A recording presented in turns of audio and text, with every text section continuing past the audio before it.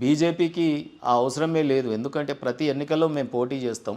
ఇవాళ ఎంఐఎంని ఎదుర్కొంటుంది బీజేపీ పార్టీయే. ఇవాళ ఓల్డ్ సిటీలో ప్రతి నూక్ అండ్ కార్నర్లో పోటీ చేస్తాం మేము. మీరు ఏమైంది ఇప్పుడు ఓవైసీతో అప్పుడు చట్టాపట్టాలు వేసుకొని తిరిగినావు, బుల్లెట్ మీద రాగానే ప్రగతి భవన్ గేటులు తెరుస్తీవి. ఒకవైపు హోమ్ మినిస్టరు మరి మహమూద్ అలీ సాబ్ వస్తేనేమో గేట్లు బంద్, ఆయన కింద పనిచేసే డీజీపీ వస్తే గేట్లు తెరుస్తారు, ఆయననేమో వెనకకు కలుపుతారు. తర్వాత అనేక మంది మంత్రులను వెనకకు పంపుతారు. గద్దర్ లాంటి ఉద్యమ నాయకుడు వస్తే వెనకకు పంపుతారు.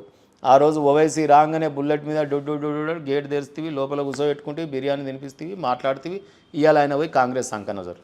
వాళ్ళకి ఏది ప్రభుత్వం ఉంటే దాని ఎంబడి పోతుంది ఎంఐఎం పార్టీ. మళ్ళీ ఏమంటున్నాడు, వీళ్ళకు మతము కులంతో పోరాడుతున్నారు అని చెప్పి అని అంటాడు. నిజంగా బీజేపీ పార్టీలో మతమా? మేము అన్ని వర్గాల ప్రజలకు టికెట్లు ఇస్తాం. నేను నిన్ననే చెప్పిన, సిక్కులకు ఇస్తాం, తర్వాత మహిళలకు ఇస్తాం, బీసీలకు ఇస్తాం, ఎస్సీ ఎస్టీలు, అదే రకంగా అందరికీ మైనార్టీలకు కూడా మా దాంట్లో అబ్దుల్ కలాం లాంటి నాయకుడిని ఎన్డీఏ రూపంలో అప్పుడు ప్రెసిడెంట్ కూడా చేయడం జరిగింది. ఈ రకంగా గుల్దస్తాలాగా ఉంటుంది మా నిర్ణయాలన్నీ కూడా.